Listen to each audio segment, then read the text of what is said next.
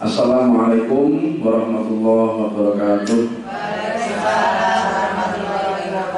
Bapak Ibu yang saya hormati, izinkan saya untuk memberikan satu materi atau mengeksplor satu materi dari tugas saya di pendidikan guru penggerak tentang pengimbasan atau budaya positif yang ada di lingkungan sekolah atau di lingkungan kelas kita. Sebelumnya, syukur alhamdulillah kita ucapkan kepada Allah telah pada saat ini kita bisa berkumpul dalam rangka untuk mendedikasikan diri kita semua untuk hal-hal yang positif, yang mana nanti pada ujungnya atau tujuan akhirnya adalah untuk anak didik kita, murid-murid kita, supaya mereka bisa mengelola dirinya sendiri melalui budaya-budaya positif yang ada di sekolahan. Sebelumnya saya ucapkan terima kasih kepada Bapak Ibu semuanya karena sudah meluangkan waktunya di tengah kesibukan panjenengan untuk sedikit memberikan saran dan masukan dari apa yang akan saya sampaikan nanti. Sebelumnya Bapak Ibu, ini adalah tentang pemahaman budaya positif.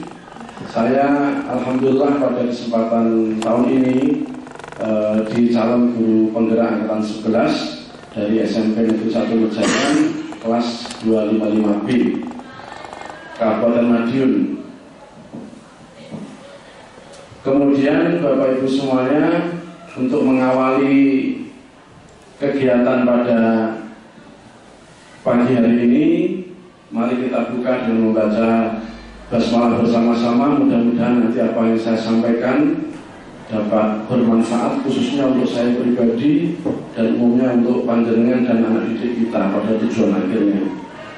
Bismillahirrahmanirrahim. Bapak Ibu yang saya hormati, tentunya ibarat saya ini menggahi segoro, ya. Jadi karena di sini sudah ada budaya-budaya yang positif yang sudah panjenengan lakukan semuanya. Jadi artinya apa yang saya sampaikan nanti ini adalah hanya sebuah refleksi saja untuk diri saya pribadi, khususnya bagaimana nanti agar setelah saya mengikuti pendidikan guru penggerak ini, kemudian saya bisa memberikan satu harapan kepada anak didik kita agar mereka bisa mengendalikan dirinya sendiri melalui budaya-budaya positif yang akan saya sampaikan untuk materinya pada halaman-halaman berikutnya. Bapak Ibu yang saya hormati, untuk pembahasan tentang pemahaman budaya positif ini ada beberapa hal yang nanti akan saya sampaikan. Yang pertama, pembelajaran dengan paradigma baru. Karena menurut saya, pembelajaran di paradigma lama itu, baik dari Bapak Ibu guru maupun murid-murid kita, itu masih menggunakan budaya-budaya yang mungkin ada beberapa kontrol guru yang nanti akan saya sampaikan. Mungkin banyak di antara Bapak Ibu guru yang masih berada di posisi kontrol guru sebagai pemantau atau sebagai manajer, yang mana pada intinya nanti di dalam budaya positif yang akan saya sampaikan nanti pada tujuannya adalah bagaimana seorang guru itu mampu menjadi seorang manajer, bukan menjadi seorang penghukum atau mungkin seorang yang pemantau atau membuat rasa bersalah dan sebagainya. Jadi dalam budaya positif ini merupakan perwujudan dari nilai-nilai atau keyakinan universal menyeluruh yang diterapkan di sekolah. Budaya positif dapat mendorong murid untuk mampu berpikir, bertindak dan mencipta sebagai proses memerdekakan dirinya sehingga murid mampu mandiri dan bertanggung jawab. Ini artinya paradigma pembelajaran dengan paradigma baru, Bapak Ibu. Jadi kita sebagai guru itu memfasilitasi sebagai fasilitator kepada murid-murid kita bagaimana anak-anak kita atau murid-murid kita itu mampu menyelesaikan masalahnya sendiri dengan caranya sendiri. Itu tujuannya. Berikutnya untuk konsep inti budaya positif itu ada paradigma perubahan paradigma belajar yang sudah saya sampaikan di awal tadi, kemudian disiplin positif, nilai-nilai kebajikan, kebutuhan dasar manusia, motivasi perilaku manusia, posisi kontrol guru, keyakinan kelas, dan segitiga restitusi. Yang mana 2 poin belakang ini, keyakinan kelas ini juga sudah disampaikan oleh fasilitator Pak Yudo kemarin dengan pembelajaran berdiferensiasi, kemudian segitiga restitusi juga sudah disampaikan oleh Bapak Adi kemarin. Ini saya menguatkan mohon. Berikutnya Bapak Ibu, untuk pembelajaran dengan paradigma baru. Pembelajaran dengan paradigma baru itu merupakan pembelajaran yang dirancang berdasarkan prinsip pembelajaran berdiferensiasi, sehingga para peserta didik belajar sesuai kebutuhannya berdasarkan tahap perkembangan sesuai teori psikologi modern untuk mewujudkan profil pelajar Pancasila.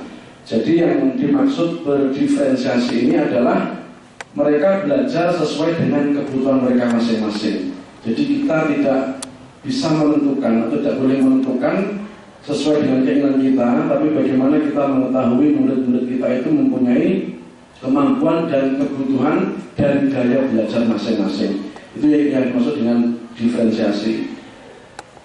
Kemudian disiplin positif adalah pembiasaan yang baik mencakup sikap atau perilaku maupun tutur kata oleh seluruh warga di sekolah, terutama bagi murid agar dapat berkembang menjadi pribadi yang kritis, mandiri, dan tanggung jawab. Sebagai pendidik, Bapak Ibu, tujuan kita adalah menciptakan peserta didik yang memiliki disiplin diri, sehingga mereka berperilaku mengacu pada nilai-nilai kebijakan universal dan memiliki motivasi dalam diri menuju perubahan perilaku ke arah yang lebih baik. Berikutnya adalah kebutuhan dasar manusia. Bahwa kadang kita berpikir anak atau murid kita yang sedang tidur di kelas, itu kita kalau ketahui anak atau murid kita seperti itu pasti kita marah. Gitu. Kalau sedang belajar kok tidur pasti kita marah. Akan tetapi kita harus tahu dulu, karena setiap manusia itu punya kebutuhan dasar yang mungkin di antara mereka itu belum terpenuhi. Salah satunya, ini pengertiannya dulu ya. Untuk kebutuhan dasar manusia ini merupakan sesuatu yang kita lakukan untuk mendapatkan apa yang kita inginkan. Seluruh tindakan yang kita lakukan memiliki tujuan semua, usaha terbaik yang kita lakukan agar kebutuhan dasar kita terpenuhi dengan baik. Ini ada beberapa kebutuhan dasar manusia. Ya, satu, bertahan hidup. Setiap manusia pasti mempunyai 5 dasar kebutuhan manusia ini. Ya, jadi satu, bertahan hidup, kemudian kesenangan, penguasaan, kebebasan, kasih sayang, dan rasa diterima. Untuk bertahan hidup, ini contohnya kita perlu makanan, pakaian, tempat tinggal, keamanan, dan kesehatan. Kemudian untuk kesenangan, kita itu juga butuh bermain, humor, antusias, dan tertawa. Itu juga kebutuhan ternyata. Jadi kalau kita itu sering tertawa dengan lepas, itu ternyata itu juga faktor dari kebutuhan dasar kita sebagai manusia. Kemudian kasih sayang dan rasa diterima. Nah, ini di mana rasa diterima ini dipedulikan, berbagi, kerjasama, dan menjadi bagian dalam kelompok. Kemudian untuk kebutuhan dasar manusia lagi adalah penguasaan, yaitu harga diri, keinginan untuk dianggap, memimpin, berprestasi, diakui, dan didengar. Berikutnya yang kelima adalah kebebasan, bahwa manusia itu juga memiliki kebutuhan dasar. Salah satunya kebebasan, yaitu mandiri, memiliki pilihan, mencoba hal baru, dan mampu mengendalikan arah dirinya sendiri. Berikutnya Bapak Ibu, untuk motivasi perilaku manusia itu ada 3 ya. Satu, untuk menghindari ketidaknyamanan atau hukuman. Ini motivasi perilaku kita. Ini adalah tingkat terendah dari motivasi perilaku manusia. Biasanya orang yang motivasi perilakunya untuk menghindari hukuman atau ketidaknyamanan akan bertanya, apa yang akan terjadi apabila saya tidak melakukannya? Sebenarnya mereka sedang menghindari permasalahan Bapak Ibu yang mungkin muncul dan berpengaruh pada mereka secara fisik, psikologis, maupun tidak terpenuhinya kebutuhan mereka. Dan bila mereka tidak melakukan tindakan tersebut, motivasi ini termasuk yang bersifat eksternal atau di luar ya. Kemudian motivasi perilaku manusia yang kedua adalah untuk mendapatkan imbalan atau penghargaan dari orang lain. Itu semua pekerjaan yang kita lakukan pasti ada motivasi ini. Okay. Satu tingkat di atas motivasi yang pertama. Di sini orang berperilaku untuk mendapatkan imbalan atau penghargaan dari orang lain. Orang dengan motivasi ini akan bertanya, apa yang akan saya dapatkan apabila saya melakukannya? Mereka melakukan sebuah tindakan untuk mendapatkan pujian dari orang lain yang menurut mereka penting dan mereka letakkan dalam dunia berkualitas mereka. Mereka juga melakukan sesuatu untuk mendapatkan hadiah, pengakuan atau imbalan. Motivasi ini juga bersifat eksternal. Kemudian yang ketiga, motivasi perilaku manusia yaitu untuk menjadi orang yang mereka inginkan dan menghargai diri sendiri dengan nilai-nilai yang mereka percaya. Orang dengan motivasi ini akan bertanya, akan menjadi orang yang seperti apa apabila saya melakukannya. Mereka melakukan sesuatu karena nilai-nilai yang mereka yakini dan hargai. Dan mereka melakukannya karena mereka ingin menjadi orang yang melakukan nilai-nilai yang mereka yakini tersebut. Ini adalah motivasi yang akan membuat seseorang memiliki disiplin positif. Jadi motivasi yang ketiga inilah yang akan membuat orang menjadi memiliki disiplin positif karena motivasi ini perilakunya bersifat internal bukan eksternal. Nah ini yang perlu saya tekankan lagi Bapak Ibu bahwa posisi kita sebagai guru itu memiliki 5 kontrol posisi sebagai guru.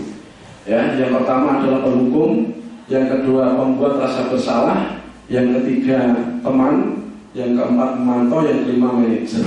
Nah mungkin kita bisa gerayat-gerayat. Kita bisa muhasabah melihat diri kita itu di posisi yang mana. Okay.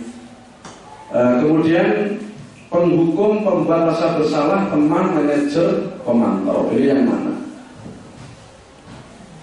Berikutnya ini contoh kasus. Ini Anwar terlambat datang sekolah. Nah ini terkait dengan budaya positif tadi. Ya. Jadi bagaimana cara kita untuk mengatasi masalah murid kita yang terlambat. Ini juga ada kontrol-kontrolnya. Nah kalau kita sebagai guru sebagai penghukum, ya, di SMP kita ini insya Allah sudah tidak ada ya. Jadi guru sebagai kontrol penghukum ini nada suaranya tinggi, kemudian bahasa tubuhnya mata melotot, dan jari menunjuk-nunjuk menghardik, kamu itu udah terlambat. Seperti itu contohnya ya. Jadi ini penghukum. Kemudian kita tanyakan kepada diri kita muhasabah, kita tanya pada diri kita, bagaimana perasaan murid bila guru berbicara seperti itu pada saat muridnya datang terlambat? Ini hasilnya menurut saya, kemungkinan murid akan marah dan mendendam atau bersifat agresif. Bisa jadi sesudah kembali duduk, murid tersebut akan mencoret-coret bukunya atau meja tulisnya. Lebih buruk lagi Bapak Ibu, setelah murid kita yang kita perlakukan seperti itu sepulang sekolah, murid melihat motor atau mobil Bapak Ibu guru dan dia menggores kendaraan tersebut mungkin dengan paku atau dengan batu, karena kita lebih ke penghukum. Kalau penghukum itu pasti murid kita akan punya rasa dendam ya. Jadi ini dalam posisi kontrol guru ini jangan sampai dimiliki oleh kita semua. Dan alhamdulillah insya Allah di SMP 1 Mejayan saya amati sudah tidak ada guru yang seperti itu. Kemudian kontrol guru yang kedua yaitu pembuat merasa bersalah. Nah ini seakan-akan kita itu benar, tapi ternyata membuat murid-murid kita itu kecewa dan merasa bersalah ketika kita memberikan solusi. Ini pembuat merasa bersalah. Guru yang seperti itu adalah biasanya nada suaranya memelas, halus, sedih, bahasa tubuhnya merapat pada anak dan lesu. Nah, ini hasil dari penyelesaian masalah dengan pembuat merasa bersalah itu adalah murid akan merasa bersalah, tidak bersalah telah mengecewakan ibu atau bapak gurunya. Murid akan merasa menjadi orang yang gagal dan tidak sanggup membahagiakan orang lain.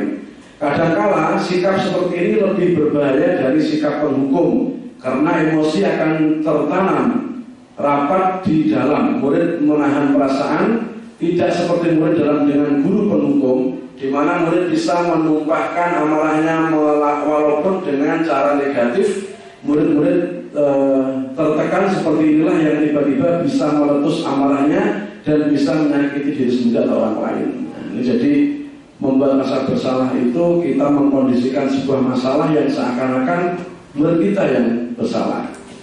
Kemudian posisi kontrol yang ketiga sebagai guru adalah sebagai teman. Nah, ini mungkin sudah di level ini, ya Bapak Ibu. Kita mungkin sudah masuk di level sebagai teman. Kalau guru sebagai teman itu nada suaranya ramah, kemudian akrab dan suka bercanda dengan muridnya. Kemudian bahasa tubuhnya biasanya merapat pada murid, mata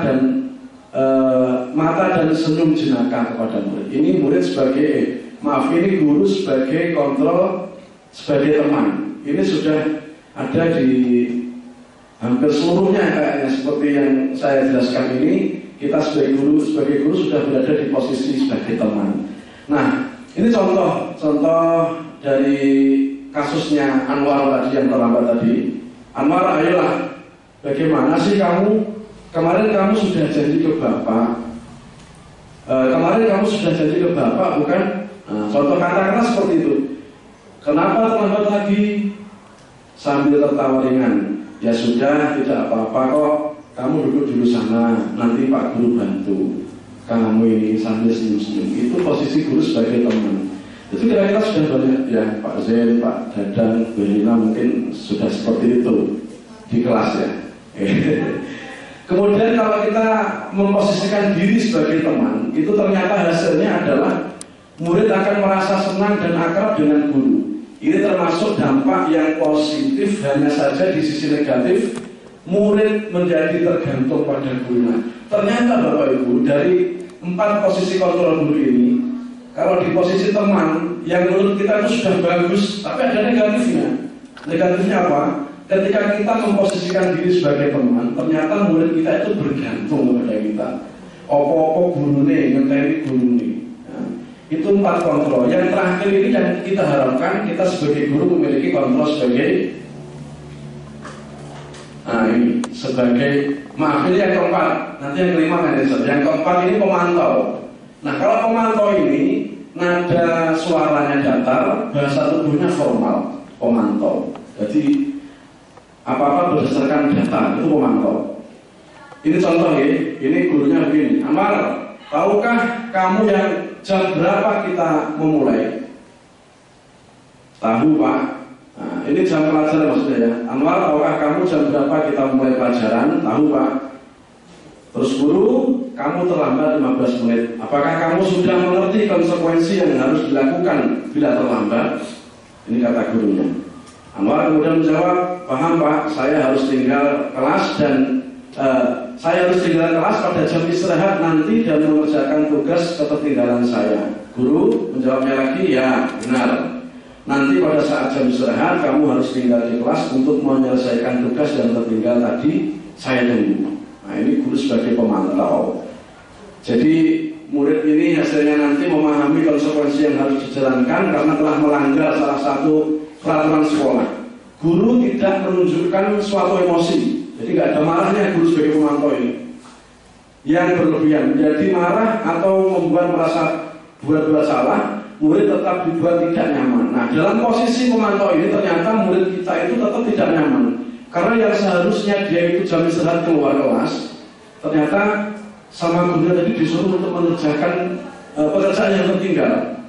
Nah, jadi dari 4 kontrol posisi guru ini ada satu yang luar biasa, yang mana ini akan menjadi sesuatu yang saya idamkan untuk saya pribadi khususnya, bahwa yang kelima ini adalah posisi kontrol guru sebagai manajer. Nah, ini Bapak Ibu, coba kita refleksi, kita gaya-gaya apakah kita sudah di posisi ini. Tapi saya kira kalau guru-guru SMP Mujaya ini semuanya sudah, murah senyum iya, sebagai teman iya, sebagai pendukung nggak ada.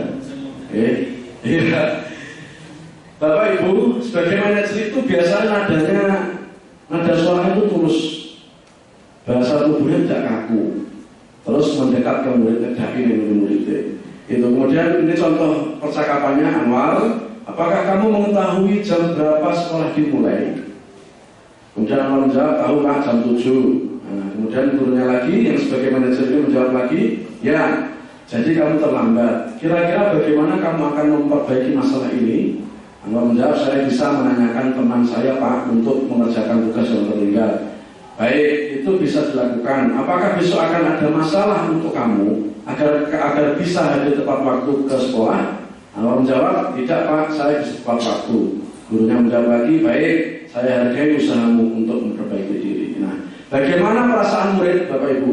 Kalau kita perlakukan seperti ini, pada posisi manajer, maka suara guru sebaiknya terus, tidak perlu marah, tidak perlu meninggikan suara, apalagi menunjuk-nunjuk jari ke murid, berkacak pinggang, malangkle itu ya, atau bersikap seolah-olah menyesal, tampak sedih sekali dan akan perbuatan murid, ataupun bersenda gurau menempatkan diri sebagai teman murid. Nah, dari 5 posisi kontrol kita sebagai guru ini, yang kita idam-idamkan adalah posisi kontrol sebagai manajer.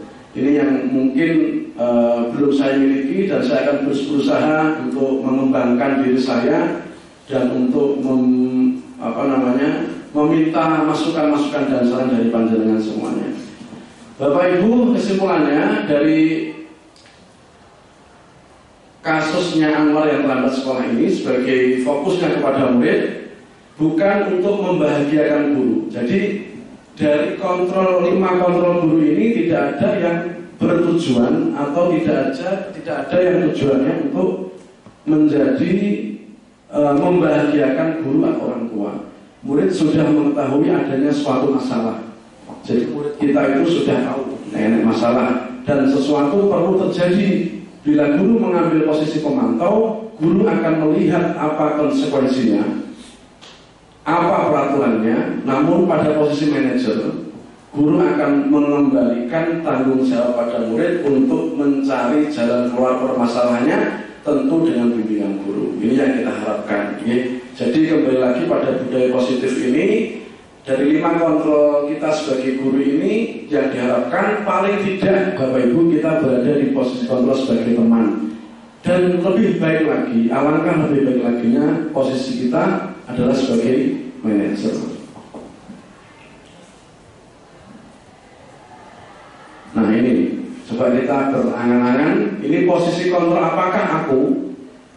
Ini contoh posisi kontrol penghukum Bapak Ibu, kata-katanya. Kamu tidak pernah benar melakukannya, sekarang keliling lapangan 3 kali.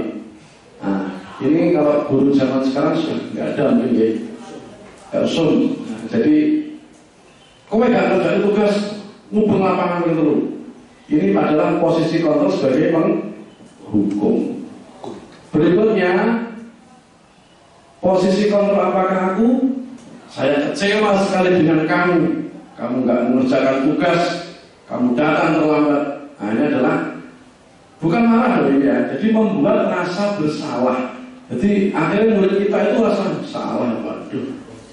Ini adalah posisi sebagai pembuat rasa bersalah. Kemudian yang ketiga, ayolah nak, lakukan demi Bapak. Ayo lakukan adalah ya. Nah, itu ternyata posisi kita sebagai teman untuk murid-murid kita. Itu contoh kata-katanya ya.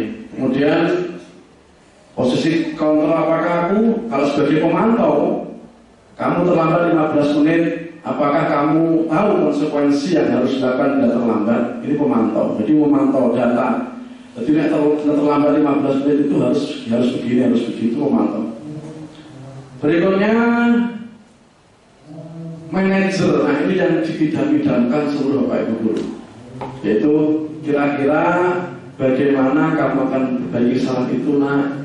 Jadi kita kembalikan ke anak-anak kita, biar dia menyelesaikan itu sendiri dengan bimbingan kita. Itulah kontrol sebagai manajer. Nah kemudian dari budaya-budaya positif tadi, berikutnya adalah keyakinan kelas.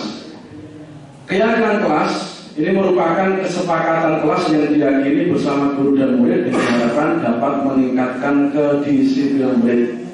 Keyakinan kelas berupa pernyataan universal dibuat dalam bentuk positif dan bersifat abstrak.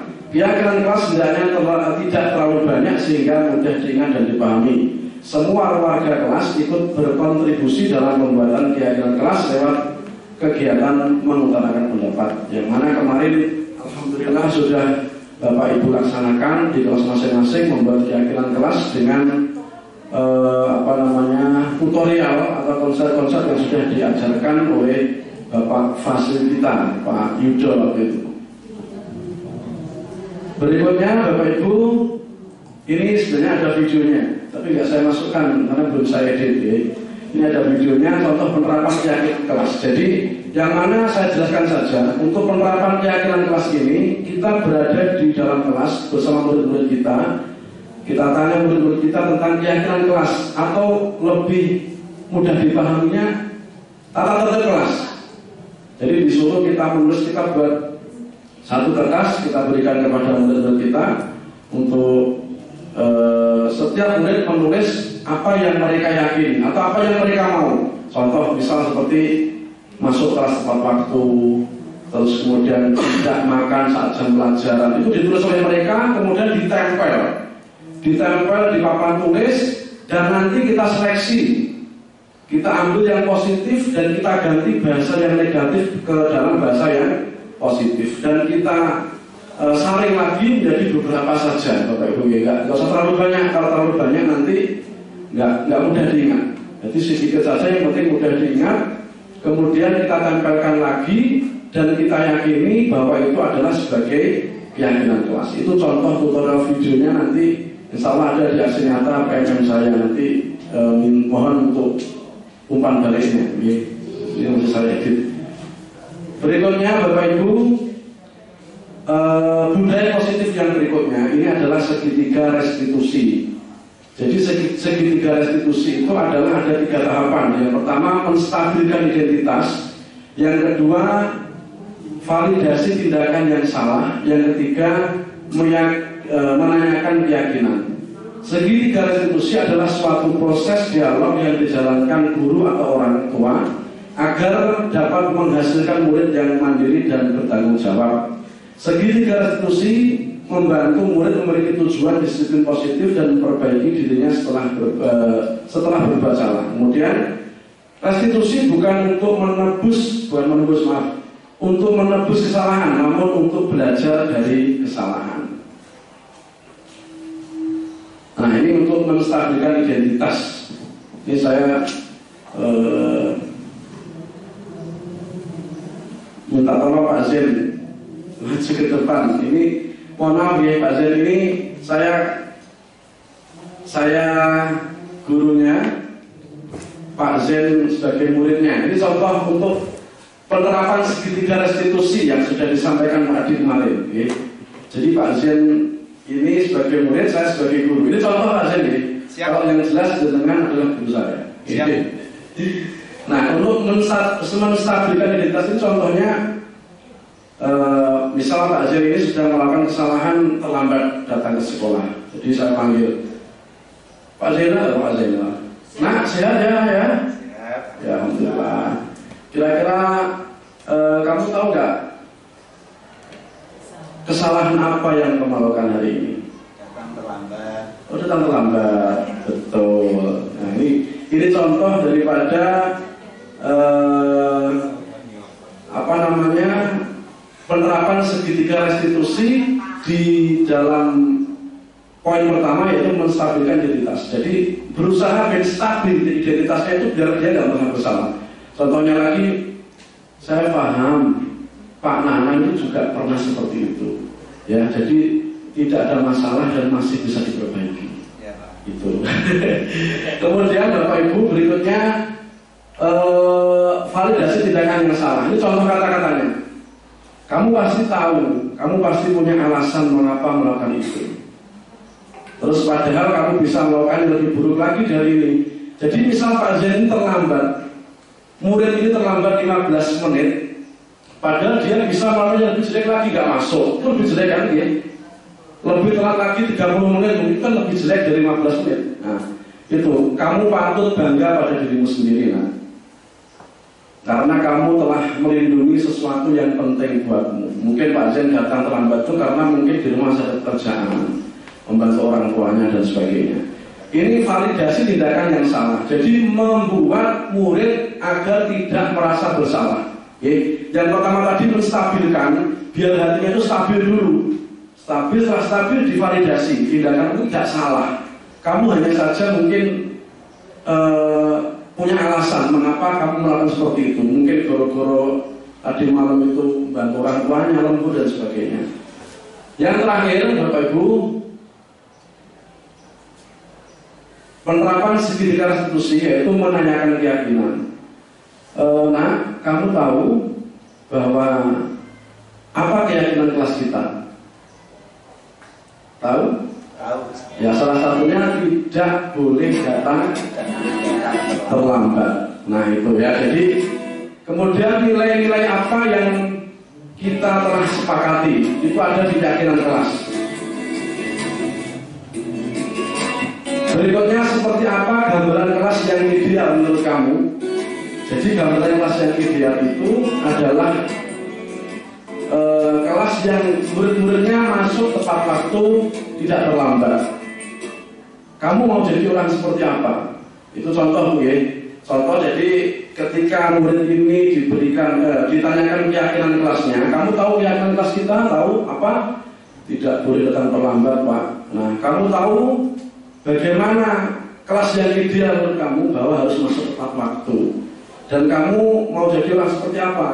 Saya ingin jadi orang yang bisa masuk dalam kelas memiliki pelajaran dengan tepat waktu dan tidak akan mengulanginya lagi. Betul nggih, Pak Zen? Matur suwun. Jadi itu contoh salah satu cara kita untuk penerapan segitiga restitusi. Jadi kita tidak boleh membuat murid kita itu merasa bersalah, kemudian tidak boleh membuat murid kita itu kemudian mengulanginya lagi. Nah, jadi cara-cara tahapannya distabilkan dulu emosinya, biar emosi stabil, setelah itu divalidasi kesalahannya. Jadi nggak salah, cuma kamu itu pasti punya alasan kenapa kamu terlambat. Mungkin semalam ikut kerja orang tua, atau pagi mungkin bantu orang tua. Sehingga kita tidak menjustifikasi murid kita. Setiap murid terlambat itu adalah murid yang salah. Itu yang dihindari. Kita harus tahu dulu diri dulu bagaimana alasan daripada murid kita.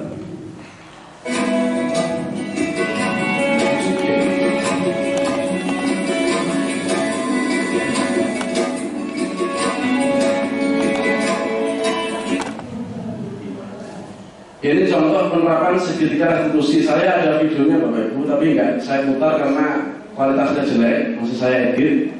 Jadi kemarin saya ada 2 siswa yang sudah saya undang untuk menerapkan segitiga restitusi. Itu mungkin nanti di cuplikan terakhir, kalau bisa kita saya putar videonya. Oh, ternyata sudah selesai. Alhamdulillah. Terima kasih Bapak Ibu semuanya. Dalam hal penyampaian saya, khususnya di tugas saya sebagai calon guru penggerak, yang jelas saya mohon doa restu panjenengan sami.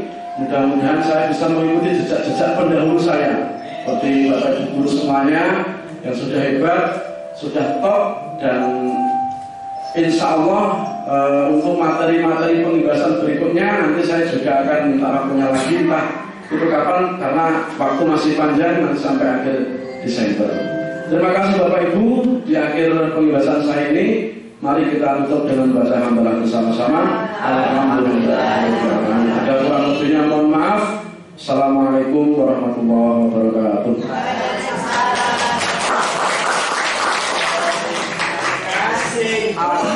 Mohon maaf untuk sesi terakhir ini tanya jawab.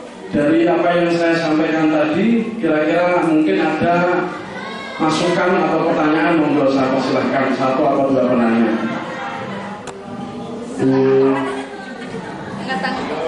Saya monggo Bu. Iya, yang ditanyakan apa? Nanti kalau saya belum bisa menjawab, saya tampung dulu. Ya, terima kasih Pak Nanang atas waktunya. Di sini saya mau bertanya, apabila kita di posisi manajer, kalau anak itu bisa merasa bersalah dengan cara kita sebagai posisi manajer, insya Allah baik-baik saja, karena dia bisa bernalar. Oh, saya mengakui saya salah gitu. Tetapi apabila yang kita hadapi itu anak-anak yang tidak bisa bernalar, dalam artian tanda kutip anak yang istimewa yang perlu kita perhatikan. Nah, itu bagaimana? Karena dia berjalan seperti itu. Terima kasih. Mohon maaf ya, dari satu teknis ada suara yang agak ini.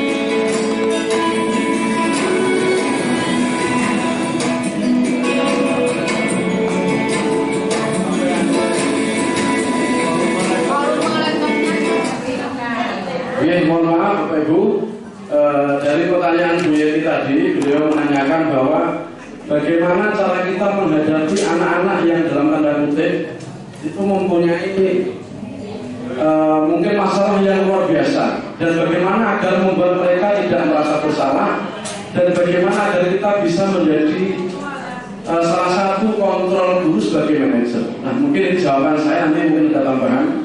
Menurut saya, kita menghadapi anak-anak yang seperti itu, karena tidak menutup kemungkinan di manapun tempatnya pasti ada anak yang seperti itu. Nah, cara yang saya lakukan, mungkin saya akan berkolaborasi Bapak Ibu. Saya berkolaborasi dengan mungkin satu dengan orang tuanya, yang kedua dengan guru BK, yang ketiga dengan wali kelas dan teman sejawatnya. Jadi dengan cara seperti itu kita mengetahui kebutuhan dasar apa yang mungkin belum terpenuhi oleh anak itu.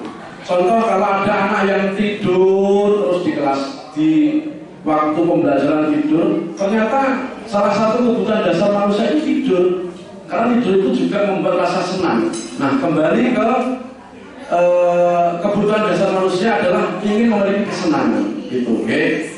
Jadi yang perlu mungkin Bu Yeti nanti bisa ditambahi Bapak Ibu guru yang lain. Mungkin yang perlu kita lakukan adalah berkolaborasi dengan pihak-pihak terkait, guru BK, orang tua, wali kelas, dan teman sejawat. Dan kita harus mengetahui kebutuhan dasar manusia apa yang belum dimiliki oleh anak tersebut. Maka tadi, mungkin satu lagi pertanyaan yang menggagalkan.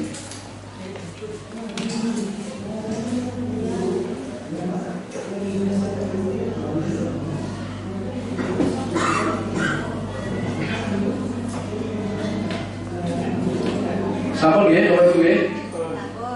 Alhamdulillah, terima kasih atas waktu yang diberikan. Mudah-mudahan dengan apa yang saya sampaikan ini bermanfaat khususnya untuk saya dan tentunya untuk panjenengan semua, terlebih kepada murid-murid kita yang mana kita diberikan amanah, diberikan titipan, maka kita harus menjadi guru, seorang guru yang sebagai yang memiliki posisi kontrol sebagai manajer. Terima kasih. Assalamualaikum warahmatullahi wabarakatuh.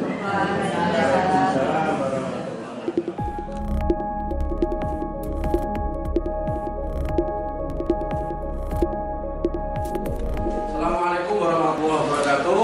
Waalaikumsalam warahmatullahi wabarakatuh. Anak, sebelum kita memulai aktivitas pembelajaran, kita harus mempunyai kesepakatan kelas atau keyakinan kelas.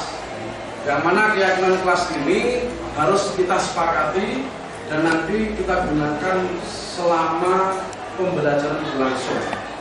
Nah, keyakinan kelas itu apa? Keyakinan kelas itu adalah sesuatu yang disepakati, suatu aturan yang disepakati antara guru dan murid. Jadi nanti kita harus sepakat, terus kita tempel di kelas kita, dan nanti harus kita laksanakan keyakinan kelas itu. Paham ya? Jadi tujuan daripada kita membuat keyakinan kelas itu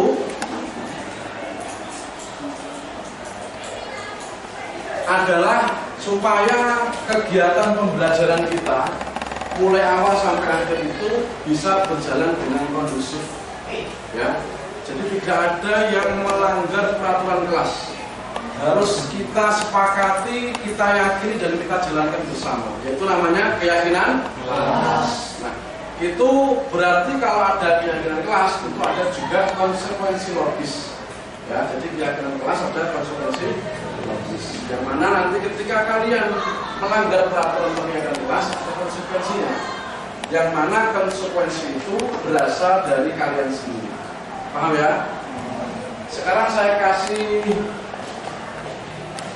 kertas, silahkan nanti ditulis keyakinan kelas menurutmu itu apa yang nanti mungkin kamu pengen.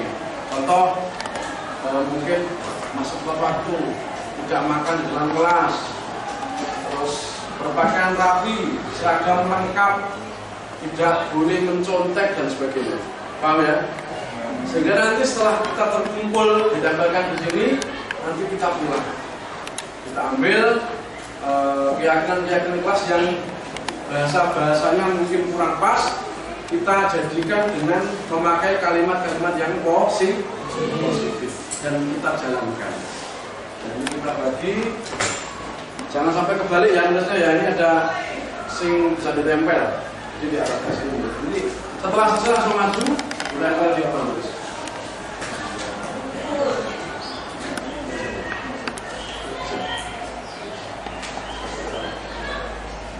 Ini saya pakai ya. Jangan sampai kebalik.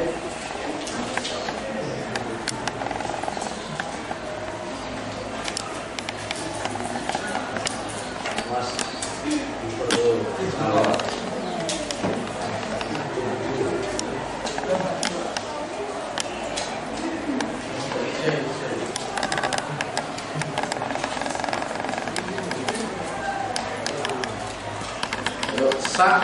sesuka hatimu, yang penting kamu bisa melakukan keyakinan itu.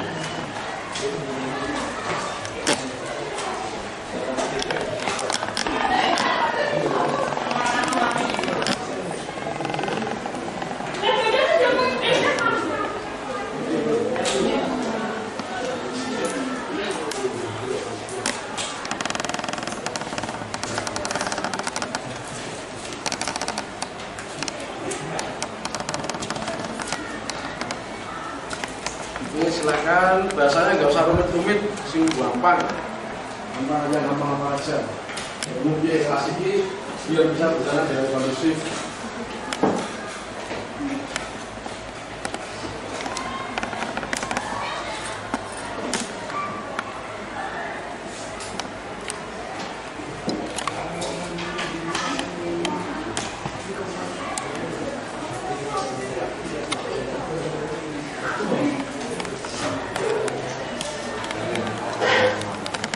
Sudah, silakan maju nanti langsung. Langsung sudah.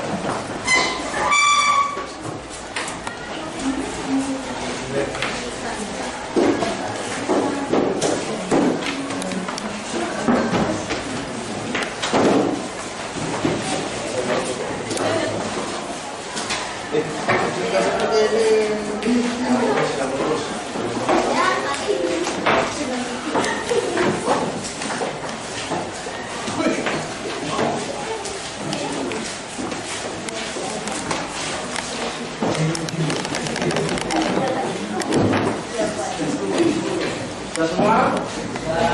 Sudah ya. Saya coba baca. Datang ke kelas tepat waktu. Saya yakin saya akan berubah menjadi pribadi yang lebih baik dan disiplin. Ini poinnya disiplin ya.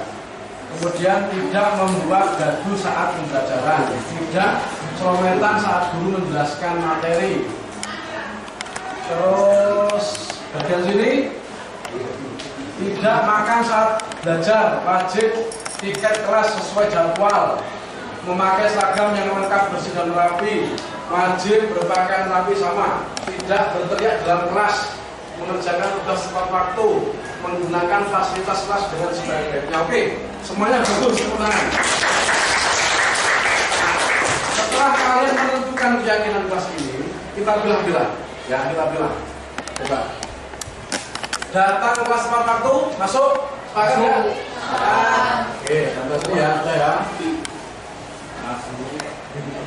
disiplin. Disiplin ada lagi yang lain. Tidak membuat gaduh saat pembelajaran. Bisa? Tidak boleh membuli teman.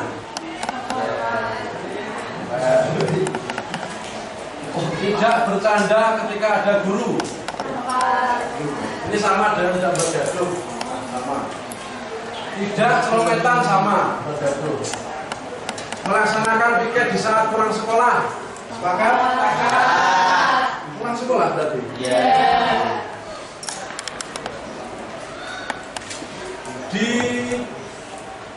Dilarang berkata kasar saat pembelajaran atau misuh. Ini sama dengan gaduh ya. Ini gaduh. Tidak boleh berteriak, sama gaduh. Mengembalikan barang yang sudah dipinjam. Masuk. Tidak boleh teriak-teriak atau gibah, bodoh. Harus menjalankan piket sesuai jadwal, sudah. Jika merusak fasilitas kelas, wajib mengganti. Menghormati guru ketika sedang mengajar, sama. Melakukan piket kelas, sama. Jika meminjam barang dikembalikan, sama. Menggunakan fasilitas kelas baik-baiknya, sama. Mengerjakan tugas tepat waktu, tadi sudah ya? Belum. Mengerjakan tugas tepat waktu. Menjadi anak yang lebih rajin dalam ibadah dan belajar. Masuk. Terus tidak berteriak, sudah. Tidak makan saat pembelajaran. Tidak. Wajib piket, sudah. Datang tepat waktu, sudah. Menghargai guru, sudah. Memakai seragam. Terus wajib berpakaian rapi, sudah. Ya, jadi kalian sudah membuat atau sudah memilih dari keyakinan kelas yang kalian buat. Dan ini sekarang langkah berikutnya adalah membuat kalimat itu menjadi positif. Di dalam keyakinan kelas tidak boleh menggunakan kata-kata tidak atau dilarang, itu nggak boleh. Berarti coba sekarang, karena ini hanya ada berapa ini? 1, 2, 3, 4, 5, 6, 7, 8, 9, 10 10 saja, nanti kalian buat kalimat jadi kalimat positif. 1, 2, 3, 4, 5, 6, 7, 8, 9, 10. Jangan diperhatikan ya. Jangan diperhatikan. Kalian buat kalimat ini menjadi kalimat positif. Kita coba, saya bacakan yang pertama. Datang ke kelas tepat waktu, ini sudah positif belum? Nah, itu bisa diganti. Tidak membuat gaduh saat pembelajaran. Hilangkan kata-kata tidak. Berarti lawan katanya apa? Bukan jangan juga nggak boleh. Tidak membuat gaduh saat pembelajaran, berarti harus apa? Kan gaya gaduh berarti harus tenang. Tenang saat pembelajaran. Tulis, siapa tadi yang nomor 2? Mulai dari sini aja. Tenang saat pembelajaran. Coba kalian tulis saja. Tenang saat pembelajaran. Terus melaksanakan piket di pulang sekolah, saat pulang sekolah. Itu sudah positif belum?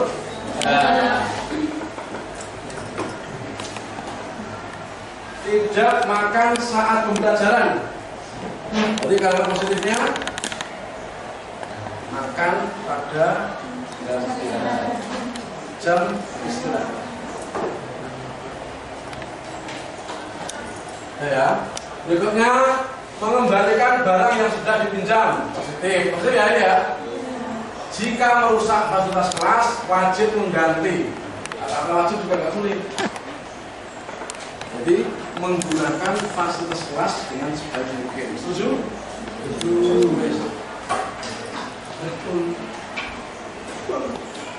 Kemudian menjadi anak yang lebih rajin dalam ibadah dan belajar. Oke.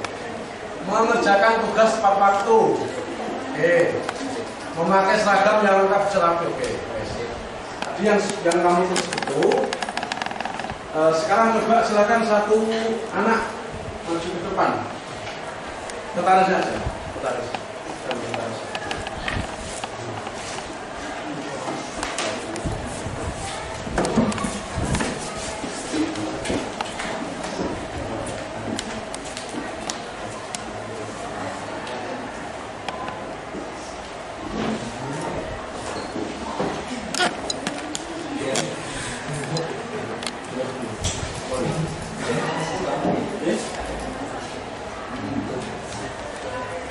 Pernah saat pembelajaran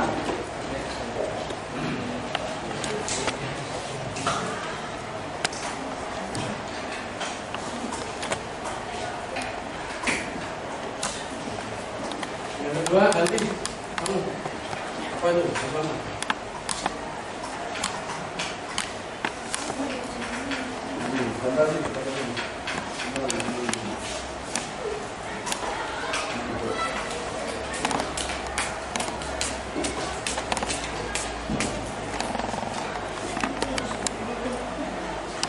Ya,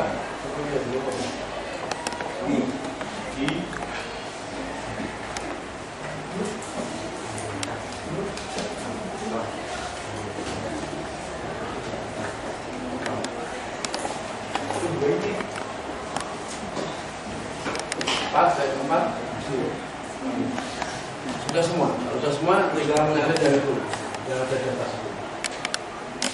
Kan ini saling. Tidak usah belajar.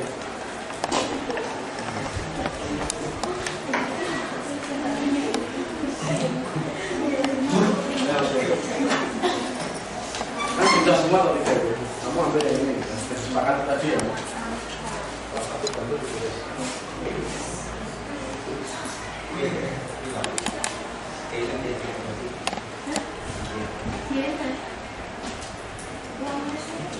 Tidak boleh membeli teman ini pasti belum.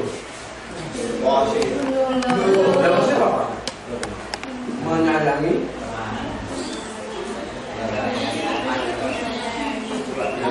Menyayangi teman.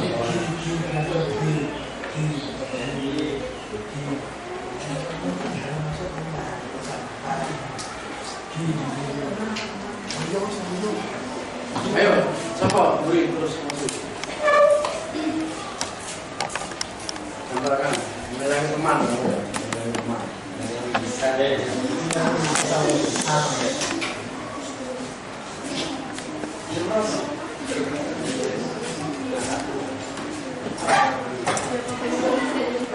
Belakangnya sudah tadi, kamu pakai ini, yang ini, tinggal 4, tinggal 4.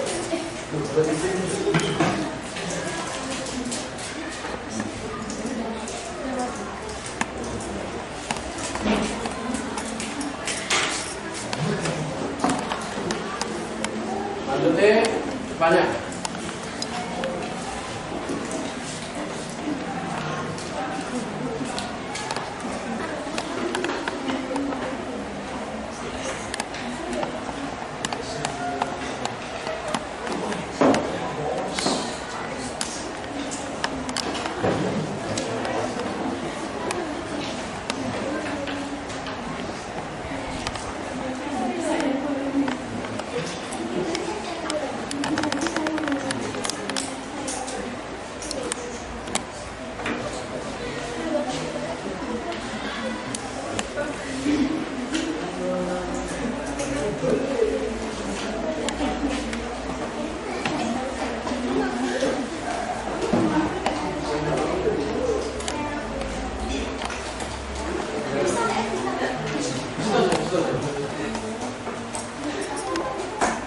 Satu lagi depannya. Ya, satu.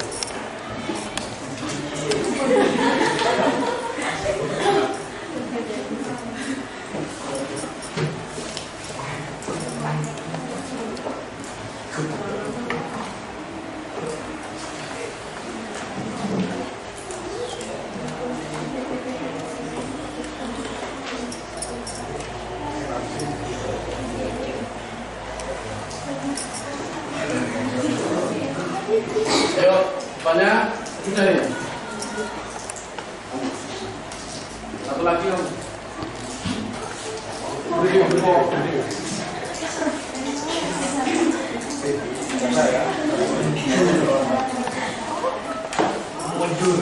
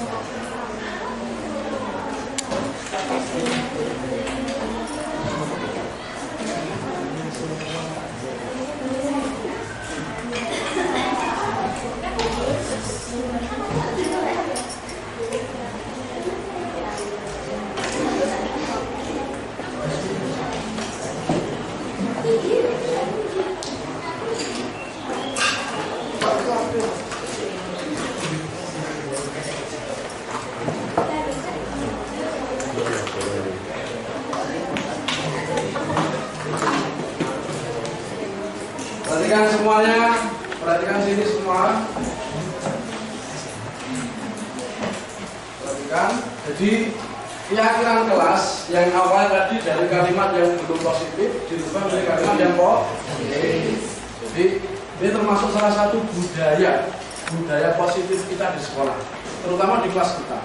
Jadi pembuatan keyakinan kelas itu harus kolaborasi antara murid dan guru, kesepakatan antara murid dan guru. Ini yang sudah kalian sepakati. Keyakinan kelas kalian ini kita tinjau ulang apakah sudah betul dan siap untuk dilaksanakan. Tenang saat pembelajaran? Ya. Makan pada jam istirahat? Menggunakan fasilitas sekolah dengan baik? Mengerjakan tugas tepat waktu? Menyayangi teman? Memakai seragam yang lengkap, bersih dan rapi? Datang ke kelas tepat waktu? Menjadi anak yang rajin beribadah dan belajar? Mengembalikan barang yang sudah dipinjam? Melaksanakan piket di saat pulang sekolah? Semuanya sepakat?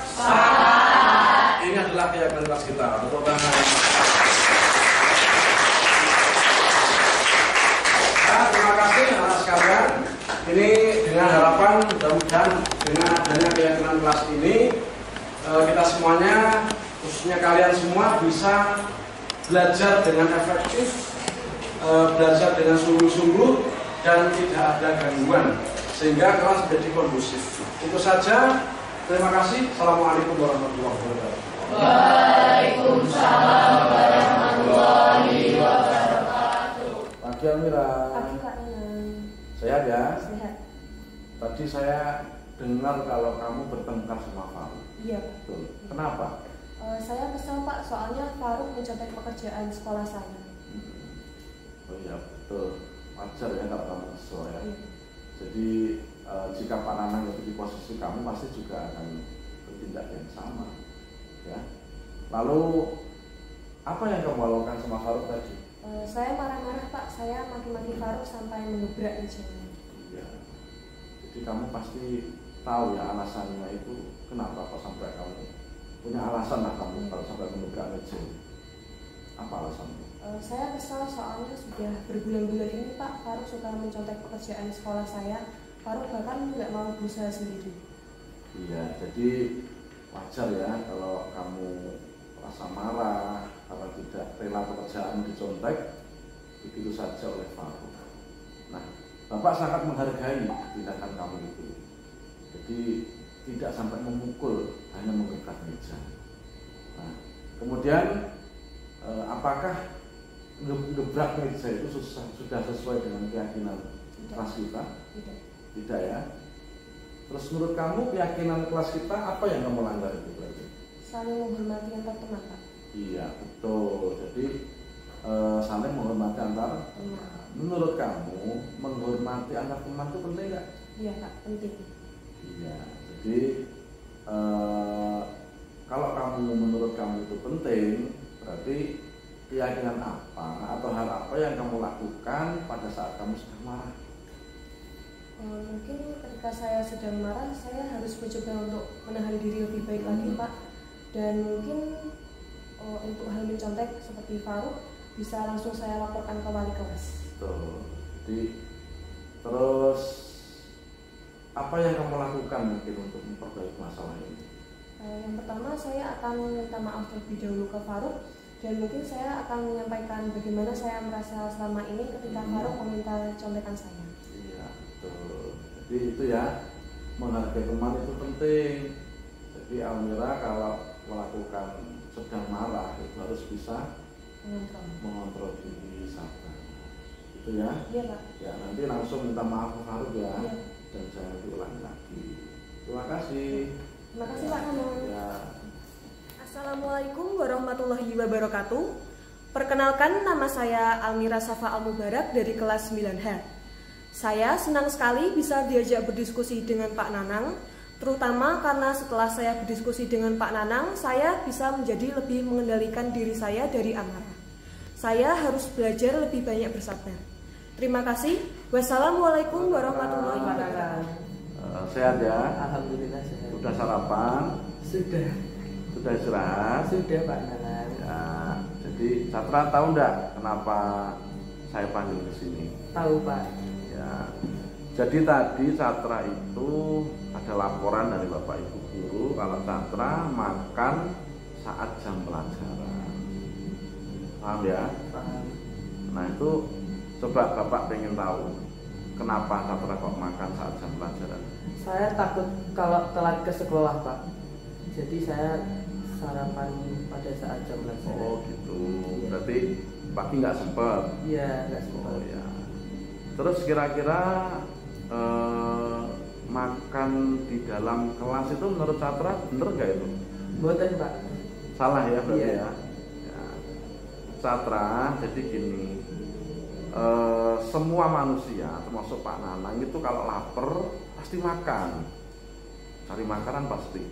Tapi kita harus tahu di mana tempatnya, kapan waktunya, tidak di dalam kelas, paham ya? Paham Pak Nanang. Terus gini, jadi Catra masih ingat nggak keyakinan kelas kita itu apa? Masih. Apa coba? Bertindak jujur dan tidak boleh makan pada saat jam pelajaran. Ya betul. Jadi salah satunya tidak boleh makan saat jam pelajaran. Berarti hal yang dilakukan Catra itu kira-kira melanggar peraturan atau melanggar keyakinan kelas ya? Iya, melanggar Pak. Ya, paham ya? Paham Pak Nanang. Nah, jadi terus kemudian kira-kira Catra ini agar tidak mengulang lagi seperti itu, apa yang akan Catra lakukan? Tidur lebih awal, sarapan lebih pagi, sarapan dan bangun lebih pagi. Betul, itu ya. Iya Pak Nanang. Kira-kira bisa dimulai kapan itu Catra? Insya Allah besok Pak saya akan memulai. Iya, ya. Jadi Pak Nanang itu hanya ingin Catra jadi anak yang taat aturan, ya, cerdas, berkarakter, itu aja. Jadi semuanya harus diawali dengan tekad dan niat yang kuat. Itu Catra ya? Iya. Ya, terima kasih Catra. Pak Nanang, terima kasih. Ya, kembali ke kelas. Iya. Terima kasih Pak. Ya. Assalamualaikum warahmatullahi wabarakatuh. Saya Muhammad Egista Catra Lesta dari kelas 9E. Terima kasih untuk Bapak Nanang sudah mengajak saya diskusi dan menemukan solusi dari permasalahan saya. Saya berjanji untuk tidak makan di kelas dan fokus terhadap pelajaran. Wassalamualaikum warahmatullahi wabarakatuh.